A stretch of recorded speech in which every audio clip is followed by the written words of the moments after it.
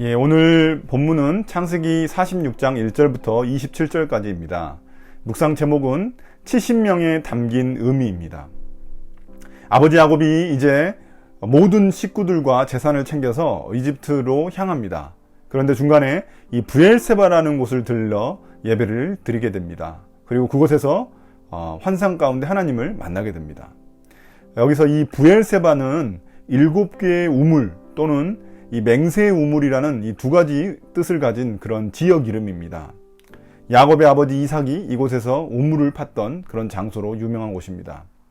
또한 이스라엘의 최첨단에 있어서 마치 우리나라의 그런 남해와 같이 그런 최첨단에 있으며 이집트로 가는 그 길목에 위치해 있는 그런 곳이었습니다. 아버지 이삭도 이곳에서 하나님을 만나 예배를 드렸던 그런 장소입니다. 그리고 이곳에서 할아버지 아브라함도 예배를 드렸습니다. 그러니 야곱에게는 이 브엘세바라는 곳이 매우 의미 있는 장소였습니다. 하나님이 할아버지 아버지를 만나 주셨던 장소에서 다시 그 환상 가운데 야곱을 만나 주셨습니다. 하나님은 야곱에게 이집트로 내려가는 것을 두려워하지 말라라고 말씀하십니다. 그러면서 하나님은 4가지 약속을 이 야곱에게 주셨습니다. 먼저 그곳에서 큰 민족을 이룰 것이라고 말씀하셨습니다. 그리고 두 번째로 하나님도 그들과 함께 가실 것이라고 말씀하셨습니다. 그리고 그와 그 후손들과 함께 다시 가나안 땅으로 돌아올 것이라고 말씀하셨습니다. 마지막으로 자신의 아들 요셉이 이 야곱의 임종을 지키게 해주시겠다고 말씀하셨습니다. 이 모든 약속을 종합해보면 하나님은 할아버지 아브라함 그리고 아버지 이삭에게 하셨던 약속을 다시 한 번 더 야곱에게 확인시켜 준 것과 같습니다. 야곱은 조상들의 땅에서 떠나 이집트로 가는 길이 매우 불안했을 것입니다. 아브라함도 이삭도 그 기근을 피해 이집트로 내려갈 때마다 그런 안 좋은 일이 발생했기 때문입니다. 이 야곱은 그 할아버지 아브라함이나 아버지 이삭의 그런 이야기를 들어서 알고 있었을 것입니다. 그렇다고 요셉과 바로의 요청을 거절할 수도 없는 상황이기에 정말 마음이 좀 망설여졌을 것입니다. 그때 하나님께 예배를 드리고 하나님이 나타나셔서 그에게 확신을 주셨던 것입니다. 그가 할아버지와 아버지의 장소에서 예배를 먼저 드렸다는 것, 이 사실이 중요합니다. 어찌 보면 오랜 기근을 피해 이집트로 내려가는 것은 매우 상식적인 일이었습니다. 앞으로 이 기근이 5년 더 지속될 것이기 때문에 내려가는 것이 훨씬 더 옳은 일이었습니다. 하물며 자신의 아들 요셉이 그 이집트 땅에서 2인자였기 때문에 그리 무서워할 것도 없었습니다. 그런데도 그는 이집트로 가는 것에 대해서 하나님께 묻고자 했습니다. 우리 삶에도 무언가 중요한 결정을 할 때 하나님의 뜻을 묻는 것이 매우 중요합니다. 설령 내 뜻과 하나님의 뜻이 같을지라도 내가 하나님께 묻는 것이 매우 중요합니다. 왜냐하면 내 생각과 내 길이 옳아 보여도 하나님의 길이 항상 옳기 때문입니다. 성경에서는 하나님께 그 뜻을 물어보지 않아서 멸망의 길을 걸은 수많은 사람들이 나옵니다. 대표적으로 우리가 말할 수 있는 사람이 이 이스라엘의 첫 번째 왕이었던 사울이 그러했습니다.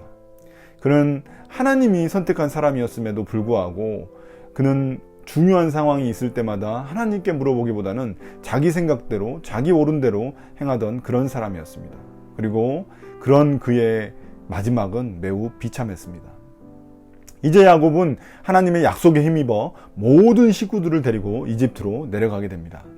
8절부터는 이집트로 내려간 사람들의 이름과 숫자가 기록되어 있습니다. 그런데 이게 어떤 기준으로 70명을 셌는지 그게 불확실합니다. 왜냐하면 아내 4명을 기준으로 숫자를 세웠는데 26절에서는 야곱의 며느리들을 빼고 66명이라고 말하고 있습니다. 그런데 27절에서는 야곱의 아들 2명을 포함해서 또 70명이라고 말을 합니다. 66 더하기 2는 68이지 어떻게 70명이 되겠습니까?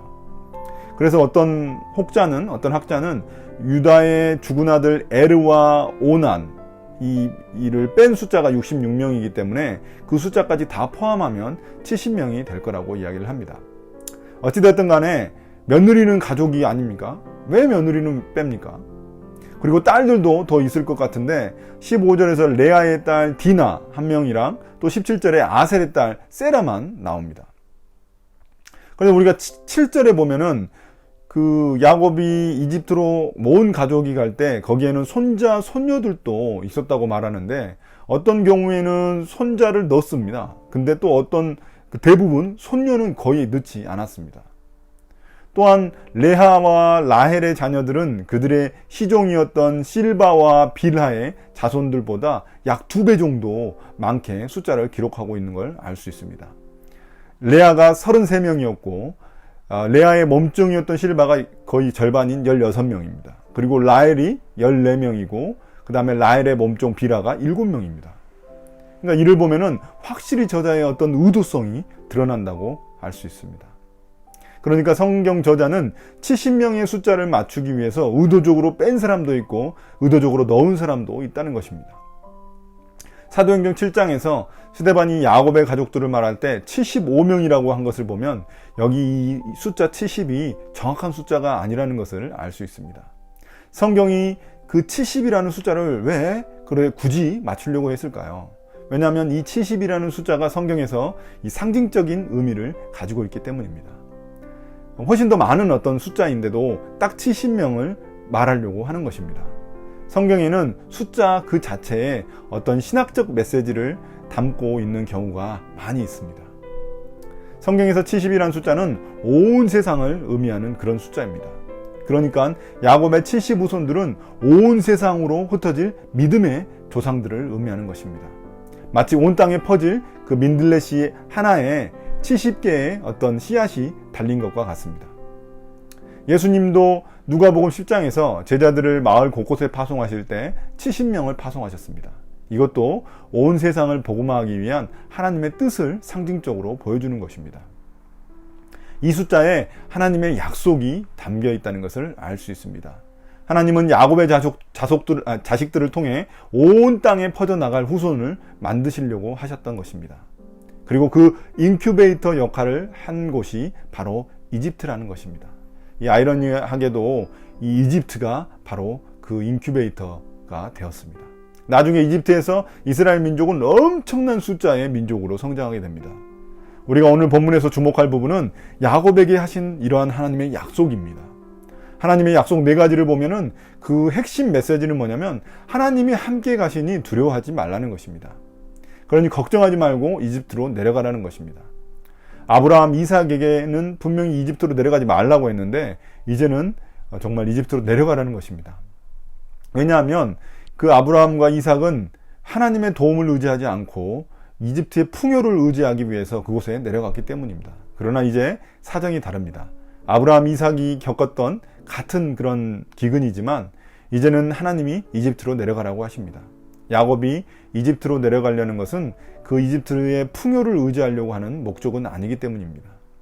오늘 나온 야곱의 족보가 중요한 것은 나중에 하나님의 약속의 성취를 우리가 이 족보를 통해 확인할 수 있기 때문입니다.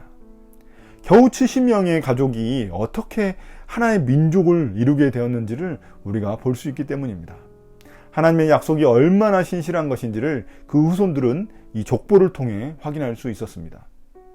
마치 야곱처럼 하나님은 세상 속에 들어가는 것을 두려워하는 우리들에게도 하나님이 함께 하신다고 약속하셨습니다.